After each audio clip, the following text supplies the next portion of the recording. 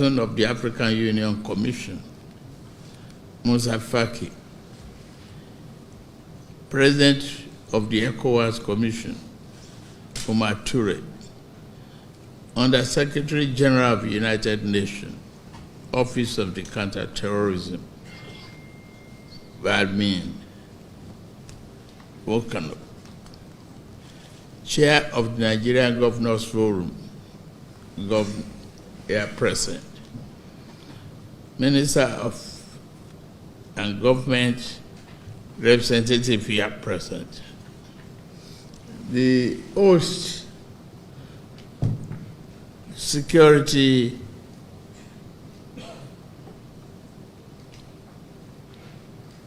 efforts of Nigeria, the National Security Advisor, Malam Nuru Ibadu. Well done for your coordination. Thank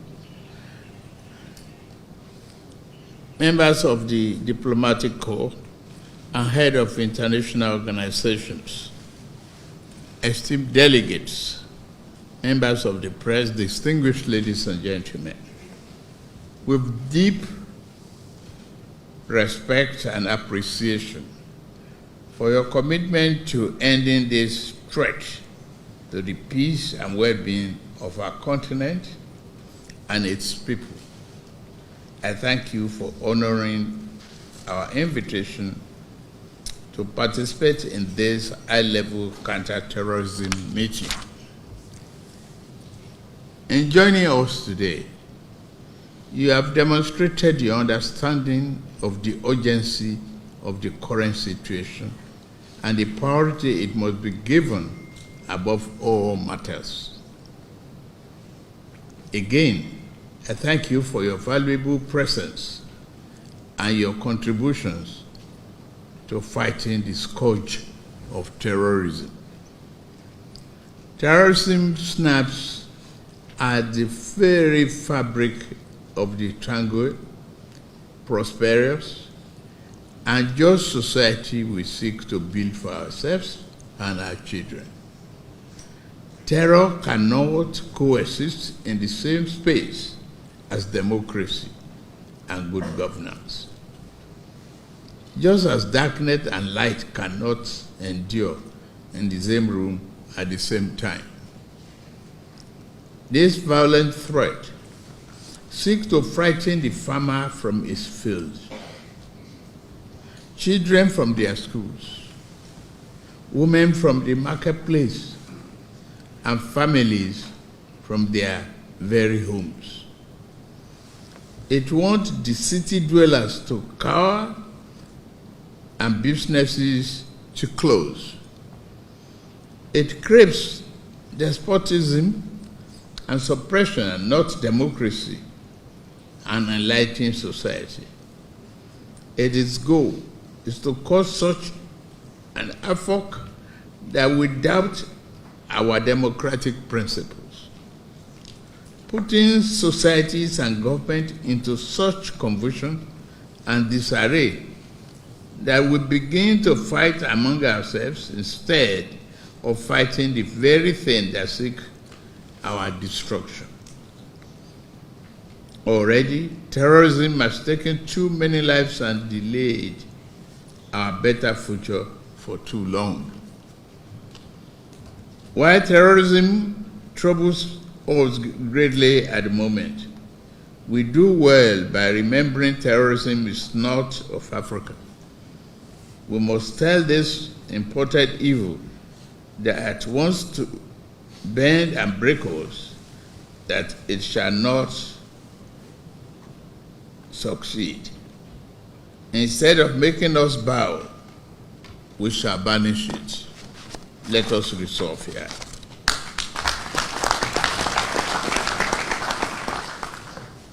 And how do we banish it? Terrorism's arm is felt far and wide for very reason that there's no respect for national boundaries, ethnic, bloodless, or religious creed. We must therefore fight this threat together, combining determined national effort with well-tailored regional and international collaboration. The fight against terrorism requires a comprehensive approach. We must address the root cause of extremism, such as poverty, marginalization, and social injustice. However, this important fact should not become empty rhetoric, devoid of meaning or action.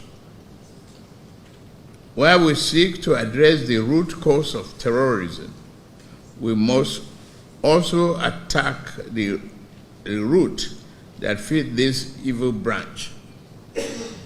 Evolving from the tactics of yesterday, terrorism is becoming a greater threat as it perfects ways to continuously finance itself, recoup, resupply itself for its sinister mission.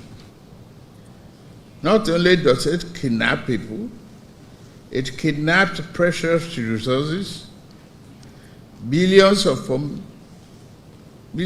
dollars that legitimate government should be using to sculpt better society by providing education, healthcare, and food for its people, now go to pay for weapons and mayhem. Look at illegal mining that plagues so many of our nations today. Those who think illegal mining has no connection with the financing of terrorism are surely mistaken. The international community has both the moral and legal obligation to help in this cause because it is outside money, not African money, that fuels the illegal operations.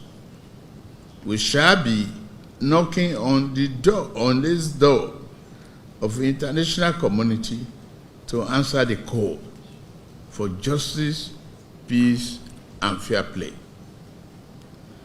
Key to our collective efforts against terrorism is the need for a fully operational regional counter-terrorism center. This center will serve as a hub for intelligence sharing, operational coordination, and capacity building throughout our region. Additionally, we must strengthen existing counter-terrorism structures, such as the Regional Intelligence Fusion Unit, RIFU, Abuja, the African Center for Study and Research on Terrorism, and in Algiers, and the Committee of Intelligence and Security Services of Africa in Addis Ababa. All of these bodies must work hard together to continue constantly to change a problem. A regional standby force that includes tackling terrorism as part of its mandate must not be abandoned. I am mindful of the funding, legal and logistical complexities that face the proper establishment of such a force. However, with a prudent and clearly defined mandate that accords with the international law and respects national sovereignty, such a force must serve as a rapid deployment mechanism capable of swiftly responding to major threats and bolstering the security of our region. Such a force can stand as a strong deterrent to large-scale and protracted terrorist operations, and the capture, occupation, and disruption of strategic land resources, we must continue to make careful yet meaningful progress towards this goal.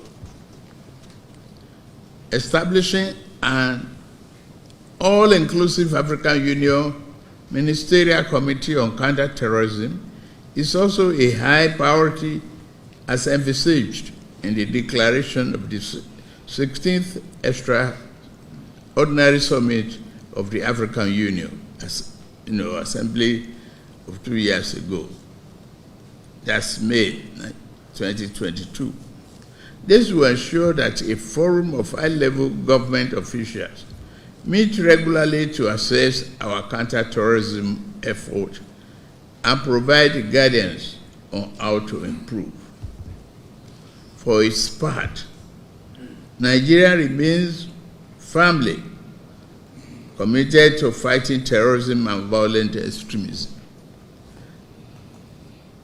They are our most urgent national security threat. Our counter-terrorism capabilities have been enhanced through enactment of Terrorism Prevention and Prohibition Act, establishing the National Counter-Terrorism Center, NCTC. We have and will continue to take bold steps in safeguarding our nation and the wider region. Dedicated to coordinating and implementing counterterrorism strategies, the NCTC significantly enhances our capacity to detect, prevent, and respond to terrorist threats. The center has become a platform fostering greater collaboration amongst stakeholders and promoting synergy in our approach to fighting terrorism. Similarly, our security forces continue to demonstrate great courage, dedication, and bravery in fighting against terrorism. I salute them. Often at great personal risk, I am grateful to the selfless work and sacrifice of these patriotic men and women. They are the best of the best.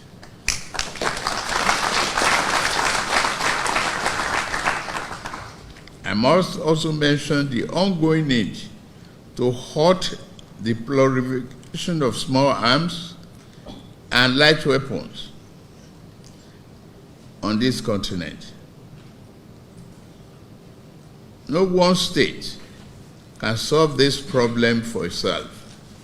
It requires continuous and concerted action by all of us.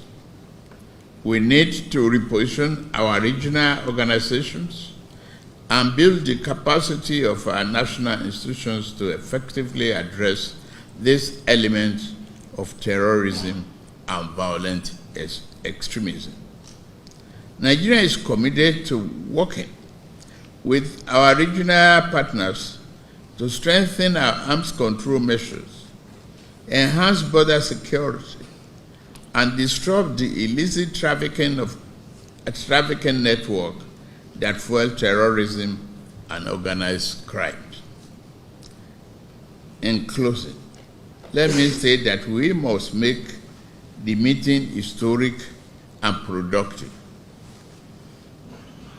We must show our respective populations that we, as leaders, we must do more than speak nice words. We must live here with real results. As leaders, let us show our people that their safety and welfare is paramount. May this conference be succinct and to the point. Let us keep rhetoric to a minimum. Let us be focused and dedicated to pinpointing and embarking on the meaningful and strong action needed to win the day and free our continent of violent extremists. May we do everything that is required of us to defeat this challenge so that 5, 10, or 20 years from now, it is historians who will be meeting to discuss how today became a major turning point in the African continent's defeat of the terrorist scourge. Once again, I thank you for honoring our invitation and urge you to work hard to also enjoy the hospitality and the beauty of Abuja, our capital city. May God bless our endeavors here today. Thank you very much for listening.